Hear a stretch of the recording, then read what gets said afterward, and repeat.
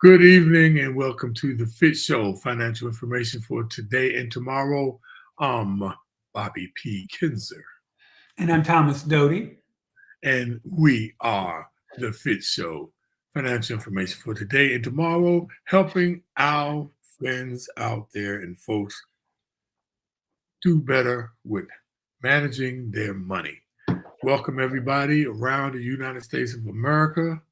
And around the world, though, we still have our wonderful friends in the UK, United Kingdom, and even people from down in Australia and, believe it or not, New Zealand that's checking in. So welcome, everybody, to our show. We just want to give a little disclosure statement. We are not financial advisors. We're not selling you anything, but we are providing information that you can use the stuff that we choose. And we hope that it become handy and helpful to you. One of the things we like to ask people is, place comments in the comment box. We like to make this an interactive show. We're in a virtual studio, Dote's in Charlotte, and I'm in Bowie, Maryland. But we like to make it in the way that we can make it interactive. If you put comments, if you have any questions, please put them in the box. Or you have any thoughts or opinions on things we're saying, or you have some other topics you want to talk about, please put them in the comment box. And remember, the more things you put in the comment box, the more we reach more people, because that's how the algorithms work on Facebook. I want you to please make sure you go out there and share on Facebook and also subscribe on YouTube. That helps us. One last little administrative deal. You need to click on that like button, because that's another way that we reach more people. The more you click on it, the more people we reach. The more hearts you put in there, and I'm hoping that you really care about us, not just doing it for the marketing part of it. But if you have to, then do it. But we appreciate it, you all, because we want to reach more people, you all. Make sure you share this information. This information is not just for you. Okay, we know that we're targeting you, but this is for your family members, your children, your neighbors. This information, this is our 170th show. Last week, we talked about interest rate cuts and what to do. Had a lot of comments about that, because a lot of people really didn't know how does that really affect you, where you are, real life situations with loans. The lower interest would be lower interest loans, mortgages, cars, personal loans. But the downside is on credit cards and things like that. Credit cards, they might lower it, but on savings accounts and checking accounts that give interest and treasuries and things like that, they lower the interest on that. So it does not become advantageous for you. So we talked about that, a lot of good stuff. But this week we got something special for you. Though I'm in particularly interested in this show, and it's called Payment Apps Are Here, but Be Diligent. So a lot of my friends in our age group, though, really fear these payment apps. And this is where we're going. It's the law of the land. And soon you're not going to have any choice but to actually pay your bills online or pay your rent online. No more checks. And we're going to talk about check writing in this too. All of this is in there together, and we're going to get to you and talk about that stuff. But before I go any further, how you doing today, Dope? Man, I am happy to be alive. Dope, you have said that for 170 shows, and some people are thinking that it's just a soundbite. You really feel that good every week, man? I'm blessed to be here. A lot of people just aren't here. A lot of people that you and I know and we're really close with aren't here. So every day I'm here, man, I am happy and try to enjoy it and just feeling blessed, man. So, okay, though. So between me, you, and the fence post, right? Be honest with me. Mm-hmm. If you wasn't doing well as well with manage your money, would you be still making the same positive, enthusiastic statement? You mean if I was broke? Basically.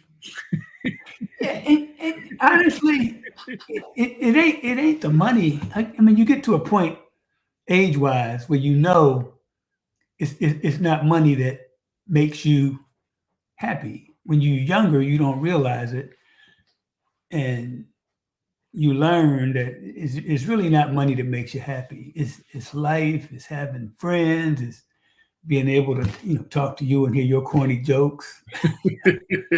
Those are the things at this point in my life that make me happy. Spending time with my family.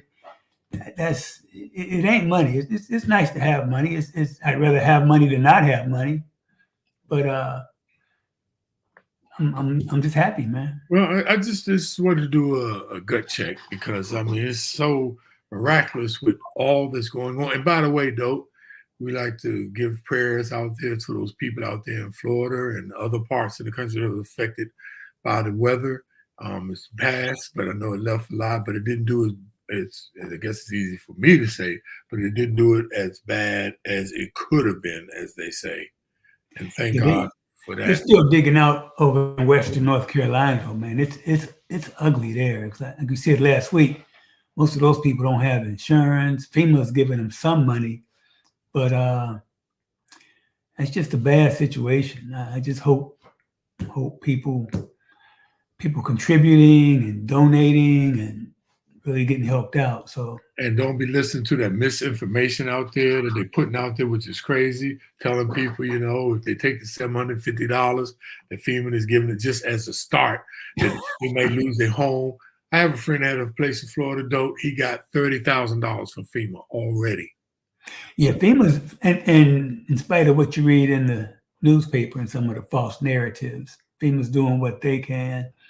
And it's just a shame that people are looking at making negative talk. And I mean, one congresswoman was talking about the Democrats control the weather. I mean, and look, they said they have gerrymandered so much in North Carolina. They said it had to go left 3 blocks, then turn right 4 blocks to miss, the red areas. Stop that daggone food. I know it's crazy. Let's talk about money, man. Let's talk about money. Let's talk about money. Let's talk about our favorite topic at the start. Money's non-political.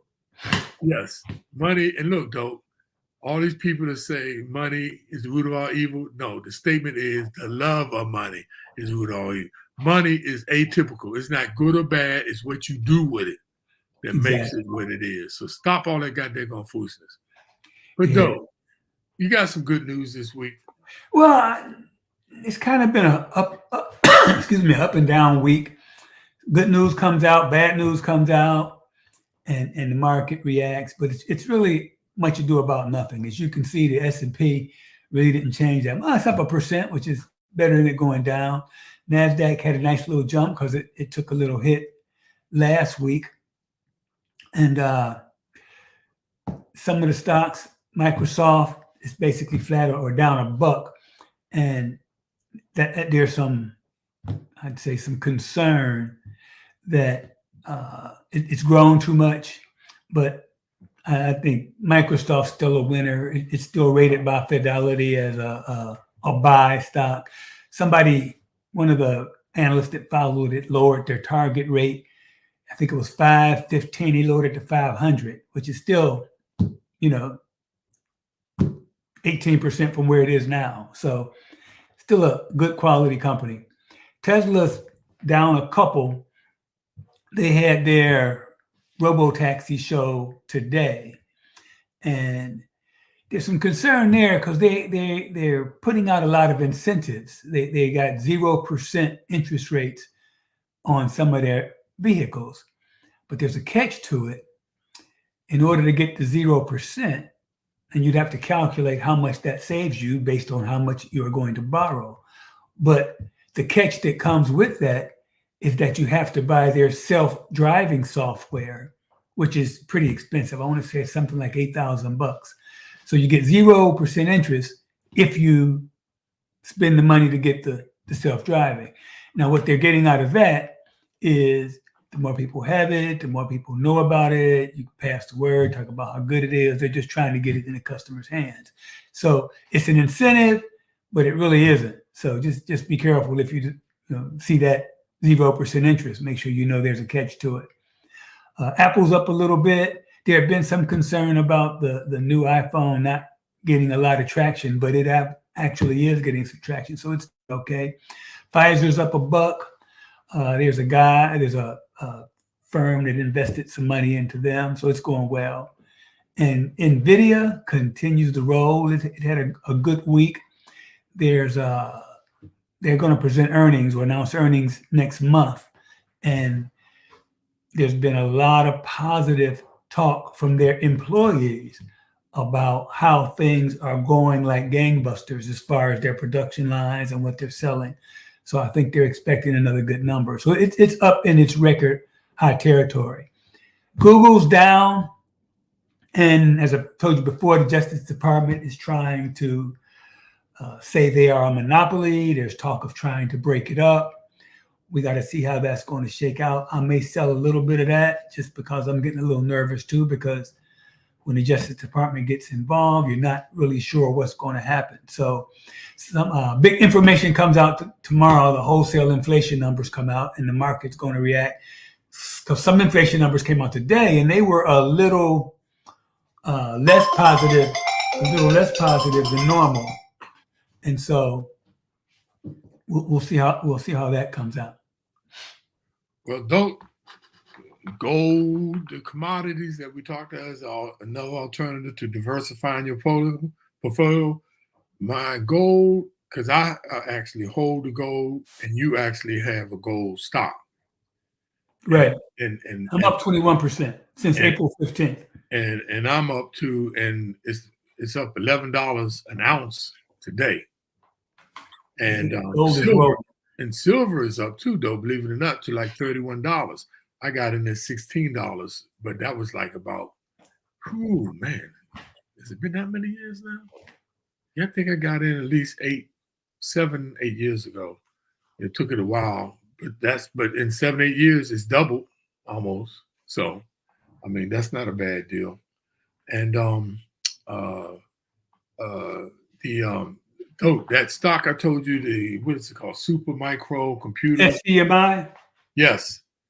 They had the stock split, man. I only had just 2 shares. At that time, it was $404 a share. I just bought 2 shares. Now the split, though, I now have 20 shares. Cool. How much in value has it gone up? Let me do the math, because they went to they're now at $47 a share. So that's about, I think about 28. That's about 28% though that I'm up. Yeah, it's about 28% that I'm up from when I bought. That's not bad. No, and plus, but the good thing, I got 20 shares. So that's the other thing about some stocks when they do the stock splits, and it could be in your favor too. So, and they started to rebound too. Remember, they dropped real down because they said they had accounting error. Some people try to say it was accounting fraud, that they misrepresented their stock, and that went down. It went down considerably, but I think it's going to be back, because the only reason why I bought it is because, that's the one that is that the one that's in that's the one providing AI for NVIDIA.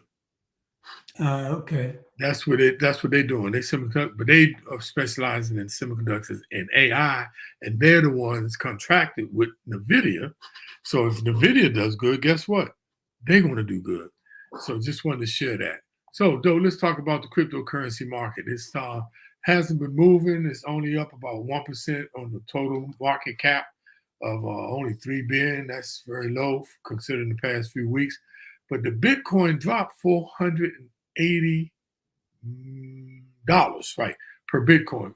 That's about 8%. Don't know what happened there, because the market cap went up, and even Ethereum went up $35 a cryptocurrency, 1%. All the other ones went up, but for something's happening with the Bitcoin, and it's hard to tell because they call the whales the big corporations that are investing major funds, and a lot of times they're dumping it because they're taking the spreads. It could be like a 2-3% spread, but if they got hundreds of millions in it, they make out. So sometimes it could be that, the wells are taking their money off the table, and what they do, go back down, they get back in when it's low, and they go up, and that's how they make their spreads. But no one really knows. But that's one of the speculations, that sometimes the big boys are taking their profits off the table.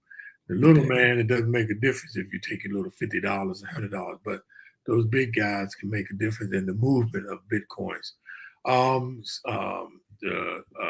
The Tether, which is a stable coin, is stayed at 99 cents. That's pegged to the dollar bill. So they say, but partially dollar bill and partially assets. But like all other cryptocurrencies, they are not backed by anything. So that's supposed to make the difference in that one. And Dogecoin, Elon Musk's investment in that, they're not doing nothing. Like they said, they might as well call it a dog coin. So, Doe, let's get into our topic today, payment apps, man. A lot of people that's the way we're doing business nowadays, isn't it? But a lot of people are still afraid of it, though. Yeah, but according to data, 3/4 of consumers, 3/4 of the U.S. consumer use some sort of payment app, be it PayPal, Venmo, Zelle, Cash App, which is really crazy. And in 2023, the usage is up 68% versus 2022. Whoa, that's a lot. That's crazy. So a lot of people are using it, even though a lot of it's concentrated in the younger folks. The younger folks use it extensively, and the older folks use it as they have to, and they're not, people don't use them just to make payments now. Some people get their paychecks going straight to their payment account or app, so you can have your paycheck go to Cash App or PayPal. And a lot of people leave money just sitting in their accounts, just as they would a regular bank account. And that's where it gets a little shady, because whether or not it's insured, there's a question. So it could be a risky investment. A lot of people aren't sure how payment apps, the companies, how they use the funds that you have invested. And so the customer service aspect of it becomes a little challenging because people don't really understand how it works. And we're going to talk about that a little bit too, though. Leaving that money on the cash apps is not a good move, but we will talk about that further. But, though, from books to dating, many aspects of life has gone digital, and the wallets are no exception. Today, many Americans are using the internet to transfer their money to friends, family, and businesses. And while users praise these platforms for making payments from things to paying for things easier, they also express concerns about the security and privacy. And that's very important. We're going to talk about that a little bit. More than 75%, though, of U.S. adults have used some form of payment app. That's 75%, man. That's what's that, 3/4 of the people? Yeah. That number goes up to 85% for consumers that are under age 29, like you talked about. Now, that's according to data from the Pew Research Center. Now, the big issue is that these funds, also known as your money, while it is in the hands of the apps, it's not insured, though. Now, unfortunately, consumers are using these apps as if there are banks or credit unions without a second thought about the consequences. Now, popular digital payment apps are increasingly used as substitutes for traditional banks and credit unions in their account, and that's what they're using these accounts. But they lack the same protections, to ensure that their funds are safe. So, when it has to do with digital transactions, the safety of payment apps is a great concern for users. By understanding the security features, implementing best practices, and choosing a reputable app, users can confidently embrace the convenience of digital payments without compromising its physical security. So, Doe, let's get into some of the pros and cons. Okay, yeah, and so before you accept, a payment or digital payment, or whether it's personal or in your business, you got to consider the good and bad. And that's what we're going to talk about here. And they're all easy to use and convenient, but you got to understand there is risk involved. So I'm going to talk about some of the pros, okay, of using a payment app. And the first and the obvious one is they're widely accepted. Everybody used that. Before the pandemic, everybody was a little weary about using those things and mobile wallets and stuff like that. But PayPal and Apple Pay, they got millions of customers, and they hadn't, pandemic struck, everything changed. So that made everybody more willing to use those payment apps and not have to exchange money, and a lot easier to do business when you just hit an app and boom, it goes. Okay, so that's one of the biggest apps. It's used everywhere. The next one is you get paid right away. Now, there's an asterisk next to that because sometimes they charge you to get immediate access to your money, but that's a different story. So if you're dealing in cash, you may have to wait a few days, okay, to get your money. They can actually charge you if it's a credit or a debit card transaction from your bank account. So when you accept on a payment account, you get your money right away. You don't have to wait for a credit card sale if you have a business. The risk involved with a credit card. But the good thing from a consumer standpoint of using a credit card is that you can stop that payment if you want. But with a payment app, it's more like cash.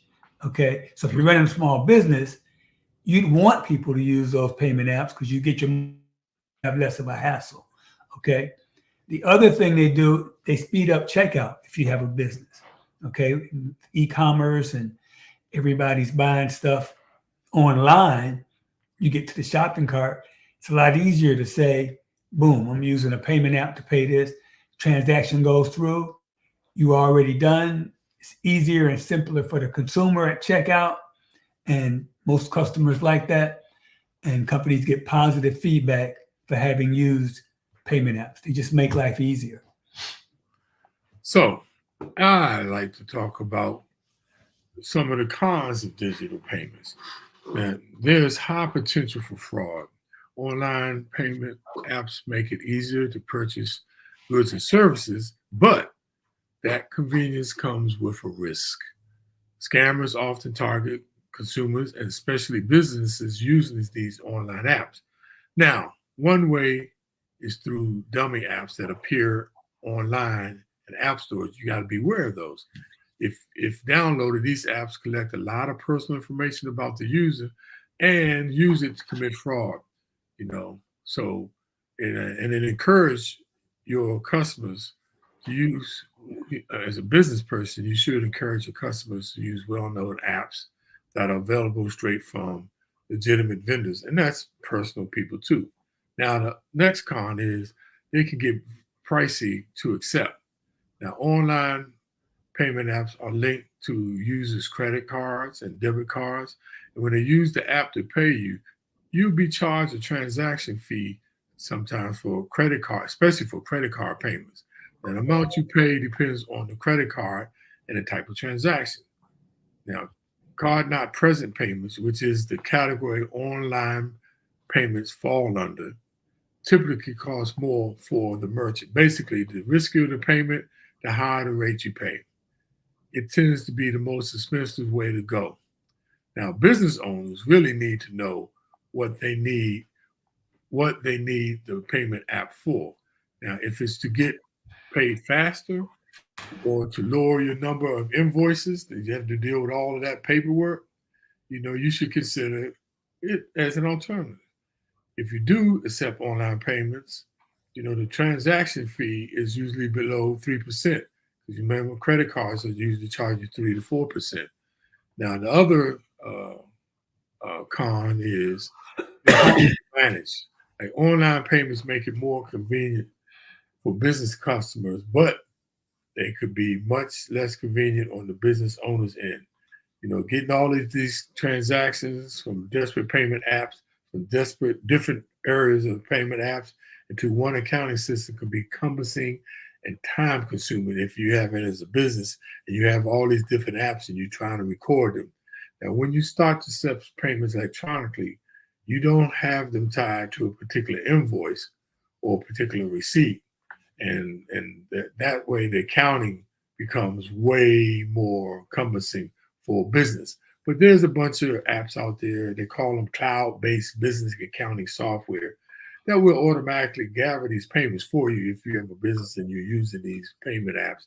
And it's under one place, one dashboard, as they call it, and it can give you complete views of your sales. Okay, that question we asked earlier, should you leave money on your payment app?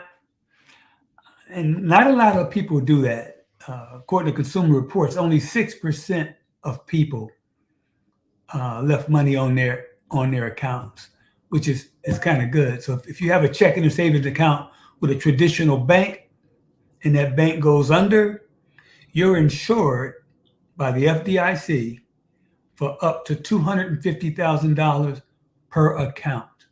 And you got to remember that. And I say that because if you have more than $250,000 in one particular account, you might be at risk if that bank goes under because it's only covered up to $250,000. So theoretically speaking, once your account gets up to $250,000, you might want to take that excess and open a separate account so you do have insurance. Not a lot of people know that. They assume that everything they have in their account is insured, but it's only up to $250,000 per account. So if you got $1 million and you need to put $250,000 in each account, and you got to take it a step further. If those accounts draw interest, you don't ever want to have over $250,000 in the account because, again, if that institution goes under, the FDIC only covers up to $250,000. And so when you get to digital payment apps, they don't carry the same protections as far as being insured. And so you have to think about the fact that if they go under, you'd be out of your money, okay? And so many apps partner with FDIC-insured banks to offer pass-through coverage, and that insures against failure of the financial institution connected to your account. The coverage does not extend to the app itself. Now, they have come up with some workarounds, the Venmo's, Cash App, and PayPal, in which you have to meet specific requirements in order to get that insurance, okay? So if you want to get insurance on Venmo, you have to sign up for direct deposit or use the app to cash checks and buy and sell securities or cryptocurrency in order to get insurance. PayPal will offer insurance to customers who use direct deposit. Cash App customers have to link their account to an app-sponsored prepaid card in order to get insurance. And some digital payment apps, including PayPal, have started to offer FDIC-insured savings accounts. Okay, these companies want people to feel comfortable that they have insurance. Okay, and that's where you really have to be diligent in making sure and understanding what you have. So it's not like they're lying to you, but you have to read the fine print and you have to understand exactly what you have to make sure you have insurance. And I would strongly recommend that because it's always better to have that insurance than not have it. So I like to clarify the deposit insurance for the FDIC. It's not per account, it's per category of accounts, meaning you can have an individual account insured up to $250,000. You can have a joint account insured up to $250,000. You can have a business account, not with your Social Security. They have to have an EIN number, separate $250,000. And for every kid, you can have a trust for $250,000. Say you have 2 kids, so you can have That's what 500. You could have almost 1,250,000. But if you have, like, you could open up an individual account and put 250,000 in it, though. But if you open up another individual account, a separate individual account, and have 250, they are aggregated together. That's why I want to clarify: it's not per account; it's per category of accounts. And a lot of people have lost insurance like that because they thought it was a separate account and they aggregate them. So be careful on that. I want to talk about, how do app companies actually use your money? And this is pretty interesting, though. Payment apps make most of their money by charging fees from consumers like us who use a credit card or pay for instant money transfers. And that's where the fees come in. Because if you want an instant money transfer, like say like Cash App, they'll charge you a fee. But if you don't have an instant, like, give it 2 days or so, that's because they're floating with your money before it goes. So that's how they charge you. If you want it right away, they'll charge you a fee. It's a credit card, they charge you a fee. Now, these apps that offer credit cards also receive swipe fees charged to businesses and interest charged to cardholders. So, and they make money by investing the user's funds left on the apps. So if you leave their money on the apps, they're actually using your money. And it's another example of how these payment app companies differ from banks, which are required to hold enough cash on hand to meet the daily withdrawals as they use the rest of their assets for lending. That's a big different point than banks, because there's a rule and regulation. They got to hold a certain amount of cash daily. That does not apply to online payment apps. And also, in addition, regulations prevent commercial banks from using depositors' money for riskier investments such as securities, commodities, and futures and options. Payment apps don't have that regulation. Okay, and when you talk about the different regulations, federal government does not oversee payment apps. They're not involved at all. So every state has their own regulatory agencies that pretty much handles how that app operates in that particular state. And so in some states, those apps can invest in speculative things. There's no oversight at all. They can invest in whatever they want. And so a lot of them also have unclear user agreements that don't really explain how the funds are used or what happens with the money if the payment app was to fail. So it's no standardized information that tells you just how that money is being used. Venmo and its parent company PayPal, they say they invest in liquid investments in accordance with state money transmitter laws. And those liquid investments, that could be any asset. It could be converted into cash. That could be government T-bonds, or it could be volatile stocks. It could be cryptocurrency. So other payment apps, such as Google Pay, they don't say where they invest in. So you have no idea. And so the watchdog groups are all saying there should be some standardized language that explains to consumers what the company is doing with their money, so you can make an informed decision as to whether or not you want to accept that risk. And it also should explain what happened if the parent company fails, what happened to your money. Because I personally think there should be full disclosure. You need to know. We talk about when you invest, you need to understand your risk, and you need to know where your money's going. Well, it's no different if you basically invest in something that is invested in something. You're invested in that second something that you know nothing about and have no information about. So just be careful when it comes to that. That's pretty wild, though. Yeah. That's a game changer, though, for some people, though. So let's talk a minute about how do states regulate payment apps. Now, payment apps aren't subject to robust federal regulation, like I said before. But more than a dozen states have passed individual laws in recent years regulating what they call the net worth bonding and permissible investments. Notice that term. For many transmitters, which include digital payment companies. But this oversight is still too fragmented. And the experts warn, even in states that have pushed tougher rules for what they call permissible investments, which vary from, risky securities to stable bonds. Now, legislative efforts have left out deposit insurance protections or requirements for payment apps to automatically sweep these balances into insured accounts. Now, the beautiful thing, and it's a catch 22, the decentralized nature of payment apps, meaning decentralized, you can go direct payment to payment, peer to peer payment regulations make it difficult for consumers to understand how this all works. Now, the regulatory landscape in the United States remains needlessly confusing, overly expensive, and it is so complex. So beware. But they're pushing for the CFPB, the Consumer Financial Protection Bureau, who regulates credit cards and things like that, and these payments apps.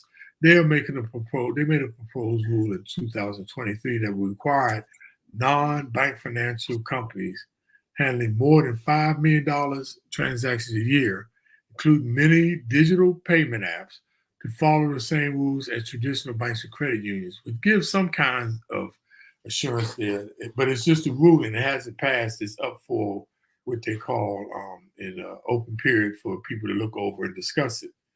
But these capital requirements and investment restrictions kind of help the security and the privacy of these apps. Now, public comment, that's what is in right now, on the rule. It closed a few months ago, but the Bureau plans to finalize the proposal later, whether they're going to put these extra restrictions on these payment app companies. Now, there's a company called the Financial Technology Association, which, actually like a trade organization that looks at these things. They argue that the CFPB proposal would stifle innovation in the financial technology sector. And that's always the battle, right? When you start talking about regulators and capitalists or, people for profit, they're always going to come to an impasse. But adding that digital payment companies should be incorporated more fully and directly into the national payment system is what the CFPB is pushing for, rather than layering the people, the companies that want these payment apps. They don't want all this regulation put on them, and just for the sake of more regulation and being lumped into traditional banks. But I think the people don't. I'm not sure. I prefer the securities. I'm more on the regulatory side type guy. Yeah, but okay, let's talk about a few other risks they have. In the study we talked about before with Consumer Reports, they found that 6% of users have sent money to the wrong person or to a scammer or to someone who never got it. Okay. And whether it was a fraud scheme or you simply mistyped the person's name, it could be hard to reverse, almost impossible.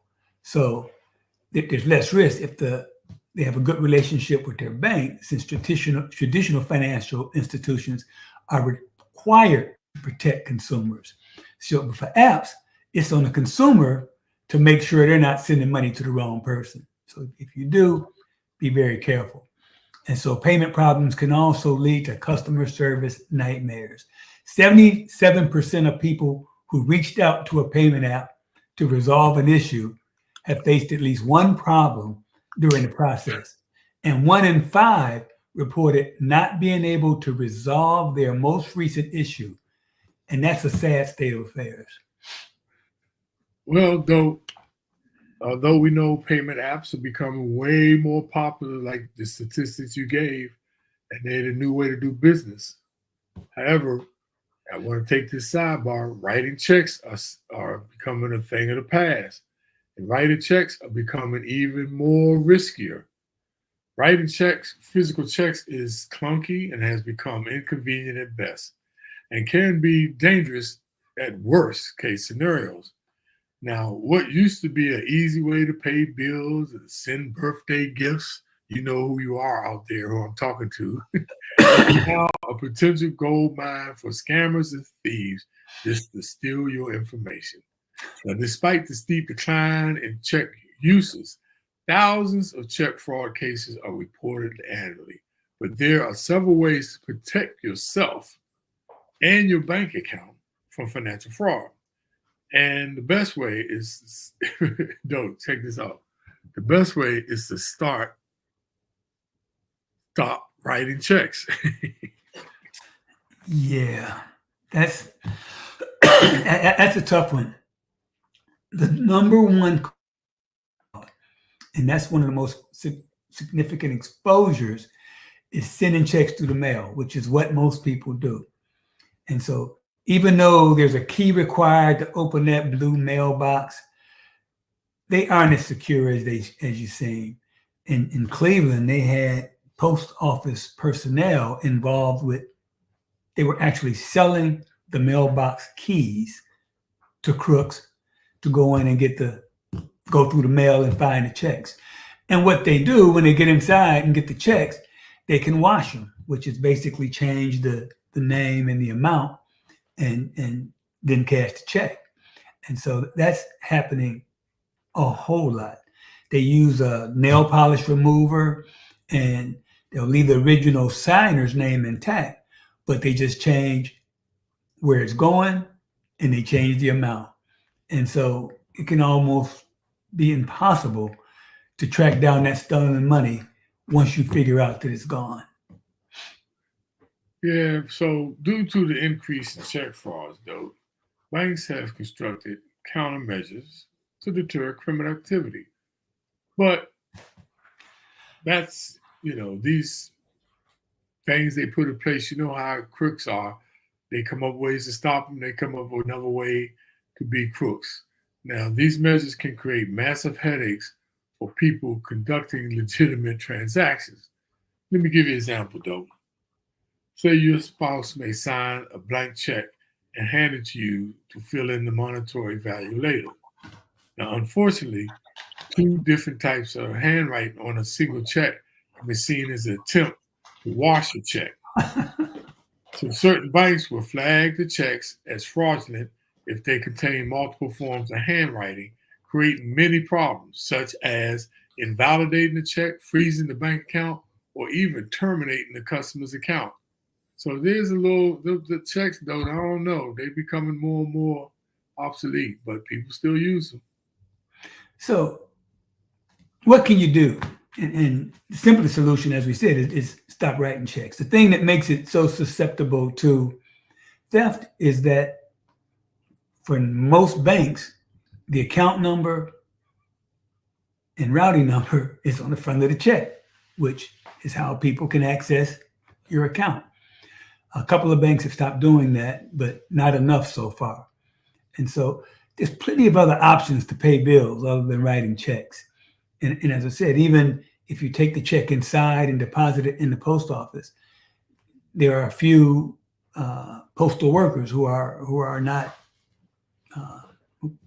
involved with criminals, which makes that not safe either. So you're exposing yourself to fraud when you write a check. Most banks offer some sort of bill payment for your bills, and a lot of the people that you owe offer you the opportunity to set up automatic payments. And you can either have it pushed through where you decide that from your bank you're going to set up an automatic payment, or you can have it pulled you set it up on the vendor site and he pulls the money from your account.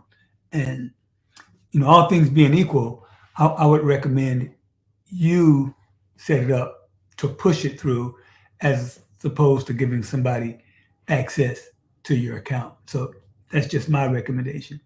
And you can also pay bills with Venmo, PayPal, Zelle, and all those type of things. And so in any bill I can pay, me, I pay it with the credit cards to get my points. And with even my property tax bill, they charge a 2% convenience charge for using the credit card, but my credit card gives me 3%. So I make a 1% reward by paying my property taxes. And that's how I roll. I try to anytime I spend money, I try to get money for it. But a lot of companies are getting smarter and don't want to pay that interchange fee of using a credit card, or they charge a very high fee for using a credit card. So in that case, then just set it up to pay automatically. The important thing to remember, if you become a victim of check fraud, call your bank immediately. Okay, and the bank's going to require you to fill out a claim. That could take 30 days, up to 30 days to clear up. And you should also file a release report just so you have it on file.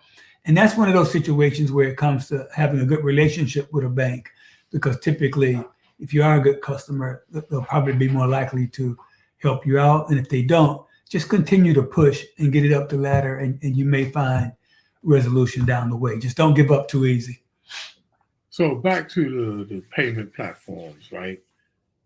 Just want to let you know, for those people out there who have businesses and using these payment apps, if you use a third-party payment platform like PayPal, Venmo, or Cash App to collect payments for your side gig or business, guess what? The IRS wants to remind you to report payments of at least $600. Because I know a friend who he was collecting his rent from his renter, and she was paying it with Cash App, and Cash App reports to IRS those Cash App payments now, and they kind of trying to make that a regulation where they report more. Now, this rule is aimed at individuals who run side hustles, small businesses, or do part-time work. So if you're just sending money to friends for a restaurant bill or a vacation, or collecting a one-time payment for selling something online, this won't apply to you. But like I said, one of the examples, if you collecting money for rent and using one of these payment processors, you better watch out, because Uncle Sam is watching you and he will be coming after you.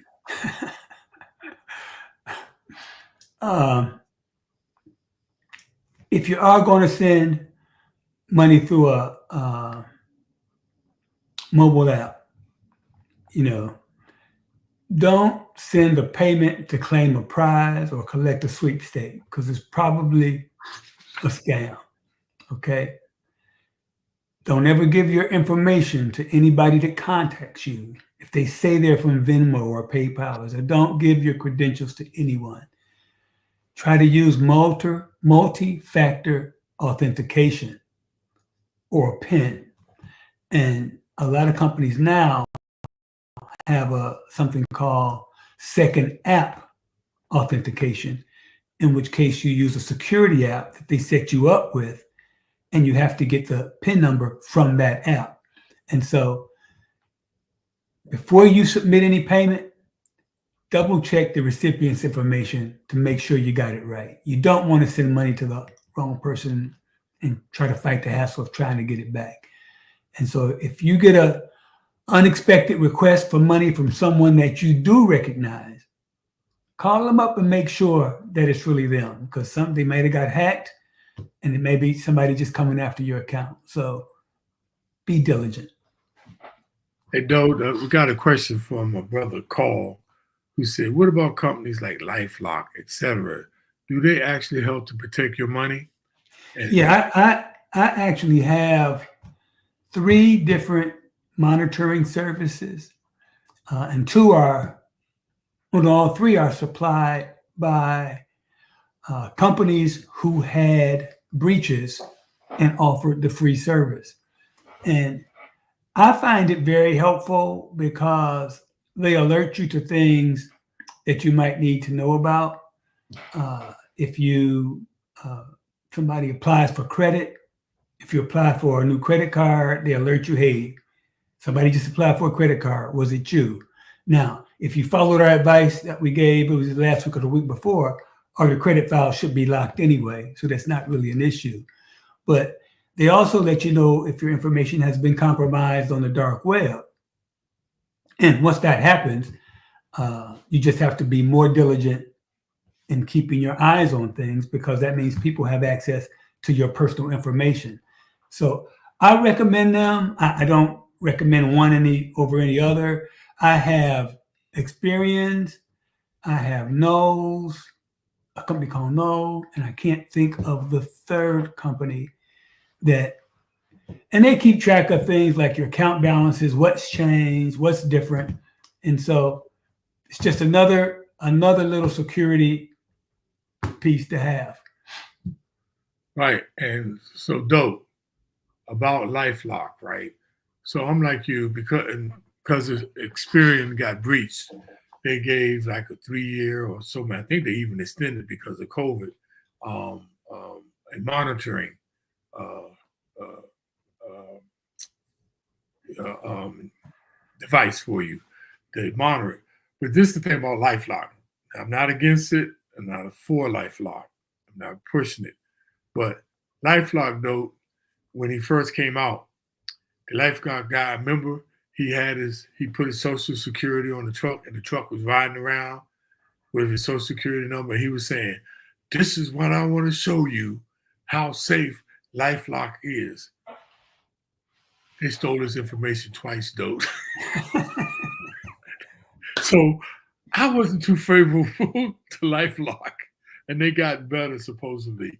But like you're saying, it's good to have a monitoring system, and like I said, and actually, you didn't have to be breached. You can get that monitoring system from any of the major credit bureaus, by the way, but they're going to charge you for it. Yeah, I used to have Costco's, but once I got all the free ones, I end up Right. canceling Right. Costco's. But I mean, theoretically, if you do what we recommend, you lock all your credit files, you get alerts on your accounts, so you know when transactions take place. And I would recommend call, if it's your brokerage company, wherever you keep most of your money, call them and ask them what other security measures they offer. Because Fidelity, for example, I have 6 different accounts with Fidelity. I got 2 RA accounts, 2 Roth accounts, I got a brokerage account, I got a cash management account. So that's 6 accounts. But only 2 of those can be accessed, okay? Because they have a feature called lockdown. And it's kind of like you lock your credit card. You can lock your account so no transactions can take place with those accounts. So since I don't intend on taking any money out of my IRAs at all, those 4 accounts are locked. No, nothing in, nothing out. Okay. But the other 2 accounts I kind of keep an eye on because obviously they aren't locked down. But I would not have known that had I not called. So call your institution. And that's also when I found out about the second app. So what you do with Fidelity anyway, they actually connect you. So the connection is between Fidelity, this company Symantec, which supplies the app, and you. And so Fidelity links your account to Symantec. So when you go to log in, you have to go to that separate app to get the security code to put in. And that's a step more secure than getting a PIN number. And so call and find out. And it's like we always say, taking care of money and building wealth and preserving wealth takes some work. So call your institution and see what type of security measures they offer that might help you safeguard your money. So, what do you do if you send money to a scammer? I would like to advise anybody out there that you take a screenshot of this screen, because a lot of these apps, and this is what I don't like about them, though, most of them are, as Cash App, they said recommends chatting through their app. It's the fastest service. And normally the number that you see here, they don't usually give you a telephone number, though. They want you have to go through the app, as they say, chat through the app for a faster service. But this is information that we got, and this can help you because I like to talk to a person as opposed to chatting through the text messages. And same thing with Venmo. They recommend chatting through the app as faster service. But what you do, you open up the app, go to your profile, choose Get Help, and then you can find this information. But you have to drill down to get it. And that's why we provide it for you here. Same thing with PayPal. I didn't even know they had that you could talk to people. And that's the downside I hate about these payment apps, because you couldn't talk to a person. You have to email them, you have to text them, to text. But take a shot of this screen, ladies and gentlemen, because these are actual numbers where you can talk to a person, and I prefer that myself. And these are some of the most popular payment apps, which is Cash App, Venmo, and PayPal. All right, Dope, let's go to the summary and takeaways. Because as usual, we gave about 20 pounds of information in a 10-pound bag. Okay, I'll get started, Bob. Payment apps are here to stay. They are going to be how transactions are done. You need to, as we said, understand what you're getting into, read the fine print, and they're going to be everywhere. And this first one is also for our fellowette older people who are resisting these payment apps or resisting online banking and things like that. Hey, you all, soon we ain't going to have any other choice. So, and to resist is futile. So it's best to, to your best, ability, and look and make sure that they're secure. Next one is due diligence. I mean, diligence is required. In other words, you got to put the effort in, you all, to make sure, that, you're checking on these accounts. You know who you're sending it to. You got to put the effort in, you all. Like we always say, most people, they don't do the research. They don't put the effort in to make sure they stay on top of these things. And the only way that you can make sure these cash apps work for you and you're not setting yourself up for fraud, or you're not making a mistake and sending money to somebody else, do your homework, do your work, be responsible. Yeah. You got to understand, payment apps are not banks. Okay. You don't have the same customer service. There's no brick and mortar. There's no FDIC insurance. So make sure you understand that, know what you're getting into, take the time to read the fine print so you know what you have. And the last one is check writing is risky, and it's almost becoming totally obsolete. So, I know a lot of people still like writing checks, and that's good. But just remember, you expose yourself to more fraud.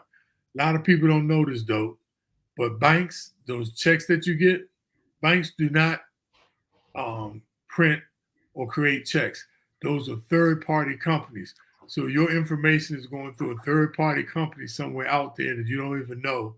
But that's why when you put in and then they send the checks later, banks do not create checks. They don't print checks. They usually use third parties, so that increases your risk. So I'm just saying that to say, if you're still writing checks, it's cool, but come on into the millennium. And Bob, let me close. And it seems like we talk about this a lot, and we do. It's because we're concerned about the scammers have become much more mature, much more intelligent, much more ubiquitous. You got to stay on top of it because they're working full time to get at you. And payment apps are slick and easy, but you make a mistake, poof, your money's gone. So I hope you don't get bored with us talking about this. I hope you realize we do it because in these days and times, it's necessary. You got to stay on top of your money. So with that, just like to thank everybody for, tuning in. And next week will be our 171st show. And just like to thank everybody.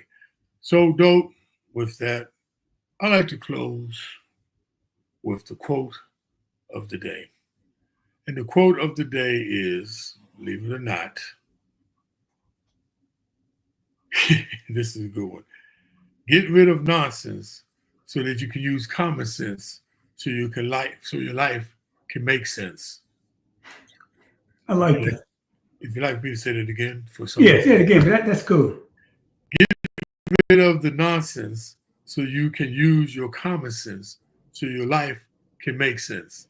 With that, have a wonderful week, you all. We'll be back with another. And remember, put in there any type of shows you like for us to do, topics you like for us to cover, or if it's something that came to your mind after we get off here, put it out there and we will get to it. And just want to thank everybody who do the roll call. Garnett Nickens, as always, thank you. My wonderful two sisters are on. Thank you, Linda and Gloria. Don't know where Nolia is. She's somewhere out there in cyberspace. What's up, Call? Thank you for your question. Rodney L. Madison Sr., thenoteexperience.com. Please, you all, go out there and look at another alternative investment, which sounds like a very good one. But if you want to know about it and learn about it, thenoteexperience.com. And now, thank you as always. You are our wonderful supporter. You're always there with us.